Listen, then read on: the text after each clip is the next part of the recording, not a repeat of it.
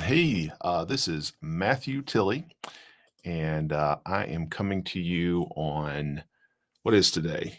It is Thursday, May the 23rd, and it's 7:30 in the evening. Some of you are able to join me live. I hope you are able to. Some of you are do that with me, and I really enjoy it when I get to see some live interaction. Some of you comment that you're with me and you're watching, and I appreciate that. But that's okay if you can't, because some of you are able to join later and you can catch this maybe after your work is done and you're able to sit down at the house for a few minutes and maybe flip it on YouTube or on Facebook. But either way, I'm very grateful for those of you that are able to join with me and to watch and to log in and comment. Anything you have to say is always welcome. Really do appreciate and enjoy the interaction. It's been a week or two since I've done this. I've been a little bit lax in this. I've just candidly a little bit busy. It's an excuse more than anything, but I do enjoy doing this. But the last couple of weeks, and actually we got another couple of weeks to go. Been a lot of preparations for my son's wedding, Eli, and we've been just busy getting that ready. So just kind of that time of year for us. I'm hopeful. And then Vanessa, some of y'all know that she's doing nursing school now, and she had a little break there, but then now she's back at it. So that just gets everything. If you know me and my habits, I'm used to Vanessa kind of catering to every whim that I have, and with her being busy, I'm kind of lost. I'm like a child that's lost his mom and daddy. But no, all seriousness, just a busy time, and I imagine y'all are the same way. It's just kind of seems like it happens that time with the school's about to be out with Jude. He's about to be finished with school for the year, and it's just kind of a weird time. But all is good. It is now starting to get warm up here in the mountains, and we're glad for it. But at the same time, I have got pollen everywhere. I have just my head is just feels like it is about to explode with pollen. But we're going to be okay. We're going to enjoy the good weather, the beautiful trees and flowers and all that. But won't take a whole lot more time on that. Let's go right into our Bible study. And this is a study that I am doing on Wednesday nights with my church, which is North Beaver Baptist Church in West Jefferson, North Carolina. If you're ever up this way, if you're not from this area, if you're ever up this way, we're out on Highway 163, right there on the New River. It's a beautiful. The Lord's blessed us with a beautiful setting, a beautiful church, and just some wonderful people there. But I get to teach them on Wednesday night. We spend some time in prayer and Bible study on Wednesday evenings, and I've been studying with them through the first half of First Samuel. We did the first section, which is what we're still doing here on this broadcast, which is chapters 1 through 8. It's kind of the beginning, or it's not the full life of Samuel, but it's the beginning of the life of Samuel. That's what we're studying. We're in chapter 5 tonight, is where we'll be. The church, we've actually are a little further ahead. We are now almost wrapping up with Saul's monarchy, Saul's kingdom. So we're doing that on Wednesday nights, but we're continuing to do that. But I do this for those of you that either aren't in this area, so you're not able to join us on Wednesday nights, although you're always welcome, as well as some of our church members who can't make it out for different reasons, just don't like to get out at night or not able to drive at night or work or things like that. So I'm hopeful this will be helpful to you. And then maybe you're one of those people who is maybe you're thinking about coming and visiting with us at North Beaver Baptist Church. While this is not the way our church is, this is me, Matthew, sitting in my office and talking to you on a camera. It's not how our church is at all, but at least gives you some sense of the things we teach, things we talk about. I hope that this will be a blessing to you. And of course, even if you never do come to our services, we want to help you any way we can. So just know that you got some folks up in West Jefferson that love you, care for you, and we want to be a help to you. We're going to be in 1 Samuel chapter 5 tonight. And the story, I'll probably, because it's a sort of a lengthy section, I'll probably won't read all of it together. You'll have to, I hope you will open up your copy of God's Word, read along with me. I'll point out a few verses, but it's going to be best if you study this on your own, and use my commentary to be just that commentary, maybe something to spark your thinking. But then you want to dig in and meet the Lord in the scriptures yourself. And again, as we're talking, maybe we can help each other on this. But bottom line is, you need to study it yourself, and I want to be a help to you as we do it. So I'm going to do what I usually do, and that's to begin with prayer. Ask the Lord to help me as I speak to you for a few minutes, help you as you learn, and help us all as we try to grow in the Word. Let's pray together.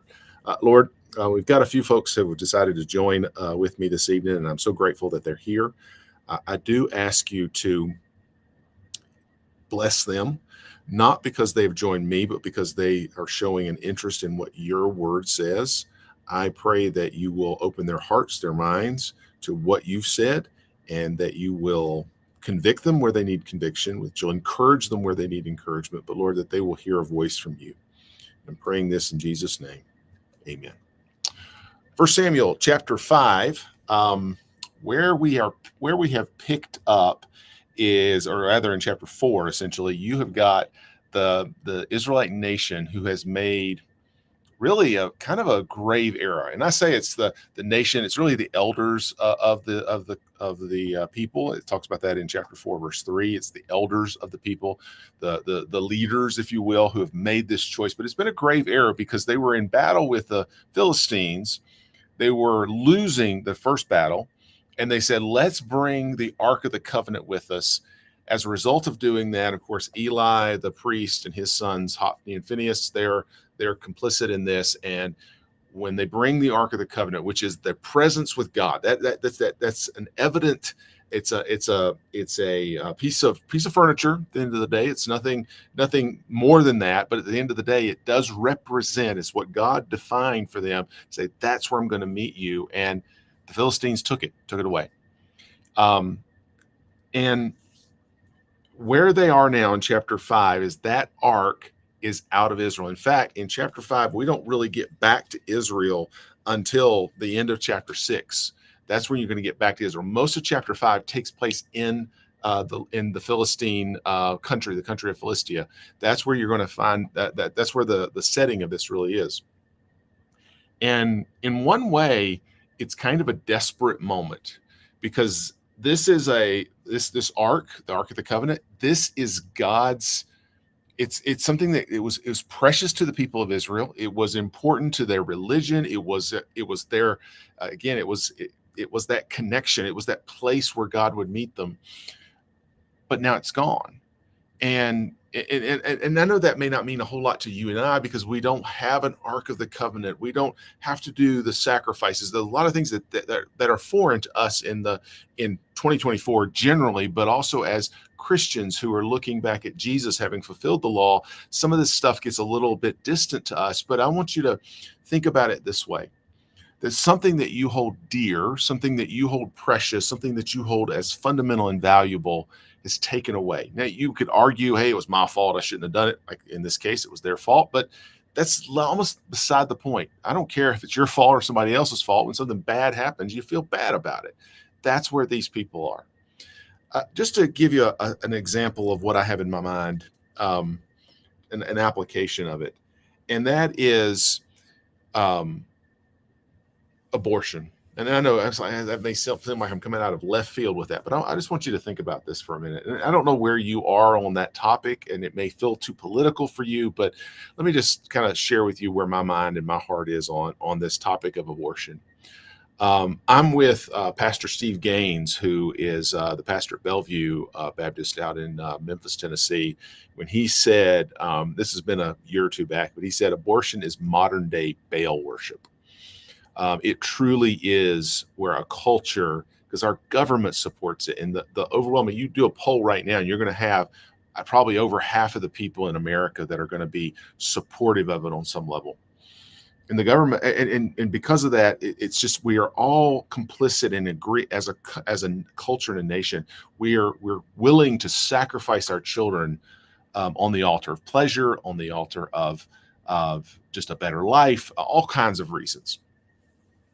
And I truly believe, if you go back to Genesis chapter 3, where God promised that the seed of the woman, which I know was fulfilled in Jesus, but I do believe, and I preached this on our Mother's Day, in our Mother's Day sermon on at North Beaver, that I do believe that when babies are born, while ultimately the fulfillment of that we know is Jesus, he is the ultimate man, the one that we need, the God man we needed. But every baby that's born is a testimony to the devil that he is a defeated foe. So I believe it's in the devil's best interest to kill babies. So I say all that to say, I think sometimes we can start saying, well, if we could only fix the laws in this country to do this or that, if we could only get the right president in place. In fact, as you may know, if you follow politics, when President Trump was in there, and of course we had a couple of other Supreme Court justices, and then during his presidency, then we had a Supreme Court who overturned essentially Roe versus Wade with a Supreme Court decision. And in some ways, that was a exciting moment. If you followed that, it was like, oh, and I remember there was a bit of a excitement about it. But what I want you to see in all that, and what I want you to think about in all that, is at this moment, there feels like, to me, again, you may not follow it as closely as I do, maybe not think about it the same way as I do. I really would like to see a nation where it was illegal to kill babies. Not because I don't want women to have choices over their bodies, and there's all kinds of political arguments. I think it should be illegal to kill human beings because I believe babies are human beings made in God's image. And we could argue about that. We could talk about that, but that's what I want. That's what I want. And at this moment, while we do have that Supreme Court decision that was overturned, as I'm listening to the rhetoric, as I'm listening to what politicians are talking about, I'm thinking, have people lost their minds? What is going on? And it feels like it's a moment where we've lost, and it just feels lost. I could say the same thing, and I know I'm sort of switching topics, but I'm trying to get you in the mindset of having lost something that feels very important to you and feels like you've got to win it back. Another example of it is this conflict over in the Middle East between Hamas and the Israelite nation, Israeli nation, excuse me. In my mind, it's like, what is wrong with people? Why don't they understand this? And it feels like you almost want to shake some people, say, I've got to fix this. But what I want you to see is the real problem is not that we need to come up with a better fix. We need to vote in the right people. We need a government that'll do what we want. We need to change people's minds. Again, I'm not against voting. I'm not against trying to have convincing stories and messages and all that. Those are all great and fine. Those are good things. But if you're a Christian, if you're a follower of God, you'll see in this passage, we have a God who is capable of taking care of business. You've got this thing that was lost, this Ark of the Covenant, and we could take that, and in place of that, you could say what you have lost. What is it you have lost? What have you no longer have that you feel like you should have? Whatever that happens to be. If it's some, cultural thing, or maybe it's personal, something maybe that you have lost, and maybe somebody's taken something from you. I want you to see that there is a God, and I want you to see this in the story. There is a God who is capable, more than just capable, who has time and again defeated his enemies. He defeats his enemies. In this story, he does not need anybody. Nobody else shows up to defeat his enemies. In fact, if you'll look in the first 5 verses, you're going to see that they brought the Ark of the Covenant into the temple of their God. His name is Dagon, Dagon, Dagon. They bring their God into the temple of Dagon. And they purposely set up the Ark of the Covenant in a way so that it is subservient, almost like it's as if the Yahweh God is worshiping Dagon. And it seems like not only is the Ark gone, but if the Israelites knew that the Ark was in this position, it would have been such a sacrilege to their religion and all these things. And they were saying there, listen, it says they took it and they brought it into the house of Dagon and set it by Dagon. So they're really trying to put God in a underling position to their God, Dagon. But look what happens in verse 3. When they get up the next morning, Dagon, who was is sort of this fish god, so he's kind of almost like, think about a mermaid. So top is half man and bottom half is a fish. So it's that kind of mermaid merman kind of concept. Um, but when they get up the next morning, is not only is he fallen down, which is, I mean, he's fallen down. He says he's fallen down with his face to the earth before the ark of the Lord. So here they thought they were putting God, Yahweh, in a subservient position to Dagon, but God, while they are all sleeping, knocked Dagon down so that he was worshiping, or in a position of seeming to be worshiping, the one true Yahweh God. That's what happens while they're gone. Now, now it's interesting to compare what Yahweh does compared to what Dagon does. Remember, Dagon, he is literally a dumb idol that is made out of rock or wood or something like that. But what happens? They, in verse 3, they set him up in his place again. Dagon can't fix himself. Now you're going to find out in this story. I can sort of give you the sneak peek. God, without any help from anybody in Israel, God brings back the Ark of the Covenant back to Israel. God does this all by himself. Dagon, on the other hand, has to have all these underlings, if you will, come and help him get himself back together. So that's what happens in verse 3. Then the next morning, so they've got him set up again. So they're like, okay, we got it. It was just a fluke. Well, the next morning, they got him set up, but the next morning, look what happens. In verse 4, they rise up early, and Dagon was fallen on his face to the ground before the ark of the Lord, and the head of Dagon and both the palms of his hands were cut off upon the threshold. Only the stump of Dagon was left to him. So God, God actually not only knocked him down again, one, two, got his head cut off, just cuts his head off, and three, takes his hands off. Now, the hands thing is interesting, and actually, I think a significant motif that the writer here brings up, because here's Dagon's hands, who, first of all, do nothing. God cuts them off. On the other hand, if you go through this passage, you're going to see in verse 7 that God's hands, Yahweh's hands, were sore upon the Philistines. In verse 9, his hands, God's hands, are against the city that he's in. And in verse 11, his hand is very heavy. So this hands are significant, basically saying, here's Dagon's ability to grasp and to do things. He says that ability is cut off. But by contrast, God's hands are strong. So symbolically, God is defeating Dagon. And I will tell you that I believe that God is going to humiliate all other gods. I think this is what he does. I think he will do that in our nation. So you look around at our nation, and we are worshiping. We're worshiping wealth.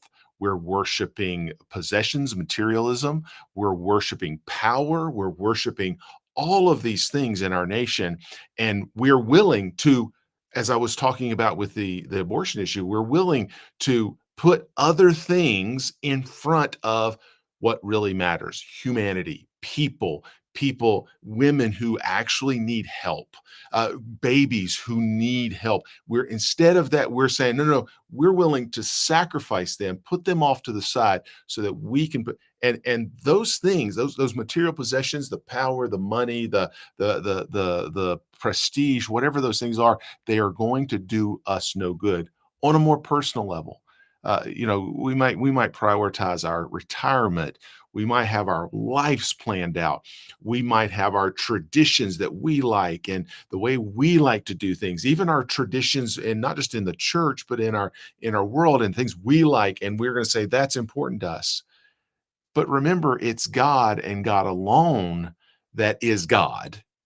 Every other God, anything that we would put up as a priority, something that we would sacrifice for, that has to be in submission to the one true God. So God is going to humiliate every other God that is put up before him. Now, the other thing that he does is he judges all these other gods, or rather, all these people who side themselves with these gods. What's going to happen now in the next few verses, from about verse 6 through, I think, goes down about verse 12 of chapter 5. Yeah, really through the end, you're going to see that the Ark of the Covenant makes it's kind of a terrible tour of the cities of Philistia. There's about four different cities there that it makes it's or five cities that it's going to ultimately impact. There's three that are talked about: Ashdod, Gath, and Ekron. Ashdod is where it starts. That's where in Dagon's temple in verses 6, 7, and 8.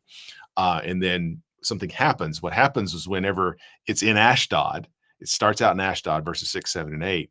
But when it's there, if you go to verse 6, the hand of the Lord, remember I told you about the hand of God, his hand is heavy upon them at Ashdod, and he destroyed them and smote them with emerods, even Ashdod and the coasts thereof. So what God does here, so he destroys them, it says, which one way of taking that is there's actually death and destruction that happens. At the very least, he humiliates them, and there's judgment that's happening. And he gives them emerods, which is kind of an odd word in the language here. There's some debate about exactly what it is. It could be some kind of a tumor. It might be hemorrhoids. There's in verse 9, it talks about these emerods being in their secret parts. So that's possible that these are hemorrhoids that he's giving them. But whatever it is, if it's a tumor, if it's just something like a hemorrhoid, whichever it is very painful. It seems that it is probably even to the point of causing death. This is what God is judging these people. And it's whatever it is, whatever it is, it's enough that they say in verse 7, they say, listen, you have got to get this thing out of here. Get it away from us. So then they send it over to Gath in verse 9. So Gath is another city. You may know Gath from, you remember the guy that David fought, David and Goliath. Goliath was Goliath of Gath.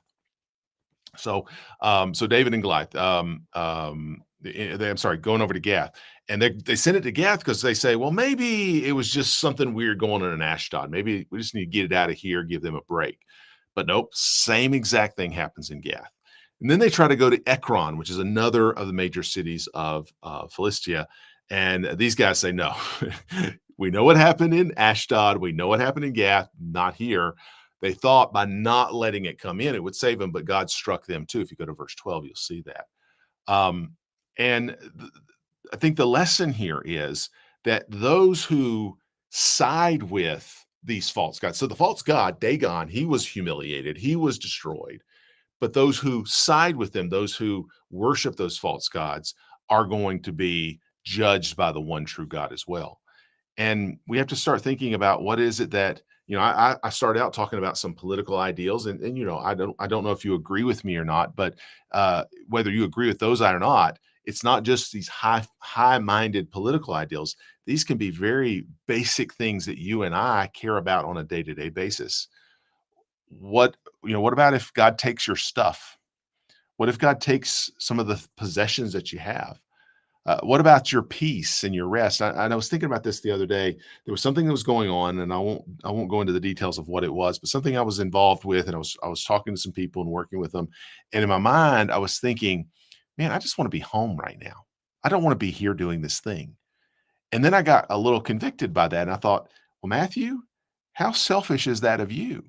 And I think sometimes we can, I can't speak for you, but I can say for myself, sometimes I can be like that. And I'm sitting there saying, I want peace and I want rest. And I somehow elevate my peace and rest above God. And in that particular moment, I can tell you what I was doing was actually, I was supposed to be serving some people. And in my mind, I wanted to be somewhere else because my rest was more important to me than helping and doing what I was supposed to be doing there. And what I want you to see about that is that God is going to take whatever gods that we have, whatever we elevate above him, he's going to destroy them, but he is also going to judge us.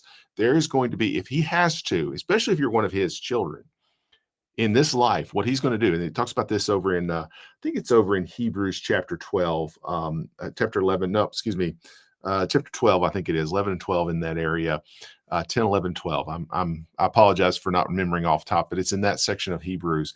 He talks about this idea that if you're one of God's children, you're going to be, he uses in the King James, uses the word chastise. And I believe that that's what God does to some. He's done it to me before, where he's essentially tears up my little wagon and says, hang on a minute, boy, you're going to do what I want you to do. You realize you're wrong. And he will do that to his children. And I believe that he will judge those who get on the wrong side, who start following after to these other gods. And you may say, well, I don't worship Dagon. I don't do, I know that we don't necessarily, carve images and stuff like that, maybe in our culture, but we do put things, relationships, jobs, careers, pursuits above our one true God. And God says, listen, I'm going to bring a heavy hand against those who do that. Then he also, I want you to see that, even though he destroys those gods, one of the things about my God and your God, if you believe in the one true God, now I'll just close with this. He doesn't need our help. And that was where I was going with the whole talk about, the situation in the Middle East. And you could talk about what's going on in Washington and whatever it is you think is wrong in the world, whether you agree with my things or not, whatever you think is wrong in the world, God doesn't need me to fix it. Now, don't get me wrong. I think we have a responsibility. I think we do. We have to stand up for what's right. We need to speak for the fatherless and the hopeless and the helpless. We need to stand in those gaps. But that's not to fix it. That's just simply to show the love and the grace that's been given to us to show it out to other people. God can do this all by himself. And I want you to see this in the story before I let you go. In in chapter 6, so just go to the first part of chapter 6. At this point, the ark of God has been in the Philistines' country for 7 months, it says. And this is a disastrous 7 months. And the first few verses there are the people of Philistia figuring out, okay, how do we get this thing back? And they talk amongst themselves, and they basically devise this plan where they're going to put the ark up on a cart, and they're going to have some untrained, unrestrained milk cows that are going to pull this cart. And they really were saying, listen, we don't know what to do with it. We're just going to put it on this thing. And I've never dealt with cows before, so I don't really know exactly how all this works, but it makes some common sense to me that these cows who don't really, intended to pull things. That's not what they're trained to do. They're not like oxen or something like that. They're just cows that kind of hang out in the field, and they're milk cows. And I think they've just had their baby, so they might be a little skittish. So, but bottom line is they wanted these cows to be kind of random. They didn't want to push them in a direction. You don't see them in this passage, kind of guiding them or switching them or anything like that. And the purpose was they wanted those. They believed, the Philistines believed, that the Ark of the Covenant was the Israelite God. And just like they worshiped Dagon, they thought this box must represent what their God is. So they said, listen, I just want you to take, listen, if they could, they were saying essentially, God, go back where you want to go. And what's interesting about this, if you go to chapter 6 and verse 10, that they did all that they said they were going to do. They took the two milk kine, is the way it says in King James. They tied it to the cart, shut the calves at home. So these cows are all upset and bothered. And then they laid the ark of the Lord on the cart, the coffer, and they've got these gifts to Israel, or rather to the Yahweh God. Verse 12, and the kine took the straight way to the path of Beth Shemesh and went along the highway, lowing as they went, turning not to the right or the left. The lords of the Philistines went after the border of Beth Shemesh. And then in verse 13, the people of Beth Shemesh, which Beth Shemesh was where Israel was, they saw the ark and they were, of course, rejoiced to see it. Bottom line, you go back and read chapter 6, 1 through 13 to see this. Bottom line is God got the Philistines to put that ark on a cart, get some cows to pull it, and he directed those cows to go exactly where he wanted them to go. And it's not until chapter 6 and verse 15 that people in Israel put their hands on this ark. God all by himself without any human help. So you don't think God is in control? I think sometimes we can think, well, our unborn children are under attack. There's some kind of wicked agenda in this world. Maybe it's a little more close to home. You've got someone that you want to be saved, somebody you want to see. Maybe you have some pain in your mind or your body, or your heart. You're just brokenhearted, or maybe there's an addiction that's destroying you, and it's destroying you. I want you to understand that God Yes, we have a responsibility, but God does not need our help. He is powerful and He is God all by Himself. And it's not that these things should not bother us. They will, and they will. I mean, if your heart is broken, if you've got a loved one, a daughter or a son that maybe you'd like to see come back to God, or if you've got a husband or a wife that you want to want to see saved, or you've got some worry on your mind, yes, these things bother you, but that's why First Peter chapter 5 verse 7 says that we must cast our cares on Him, because He's the one who cares. He's, again, not cares in the sense that He loves us. He does love us, but He cares in that He does it. He takes care. He handles it. He is the one that is in control all the way and all the time. So I'm going to close right there and just try to leave you with this message that God can take care of His enemies all by Himself. I want to just get Christians, if I can, if I had anything to do with it, nobody's listening to me on that one. I can tell you that. I say nobody, but you know what I mean. Nobody's asking my opinion on this, but I'll tell you, if I could get us Christians out of the fretting and freaking out business, I sure would. We need to be of all people, we need to be the people who are so trusting in the God that is, the God that was, and the God that will be. We believe in a God who, I mean, miracle of all miracles. At North Beaver, we're going to be celebrating one of the miracles of God on Sunday. We're going to be baptizing a young man who came to faith in Christ, probably about 2 months ago, I think, month and a half ago now. We're going to be baptizing him. Why are we doing that? Because there's a God who sent His Son, Jesus Christ, to die on a cross so that 2,000 plus years later, that young man who had been troubled in his heart, knew he had to be saved, he just had to be saved, could come and ask the Lord to save him. And we got to see that.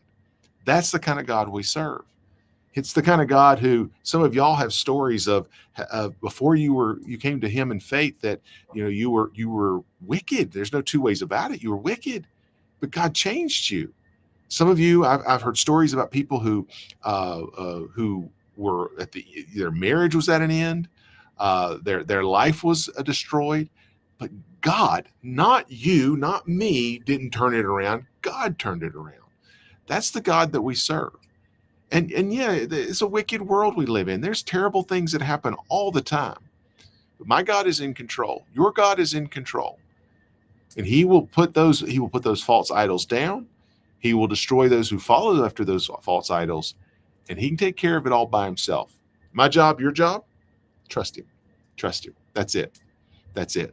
Do what He tells you, but do it because you trust Him, because you know He knows best, and He's got your best interest in mind. I hope that's been an encouragement to you. I'm going to try to get this up again next week at 7:30 on Thursday evening. We look forward to doing that. And also on this, if you're on the North Beaver Facebook or YouTube page, you should see the live stream.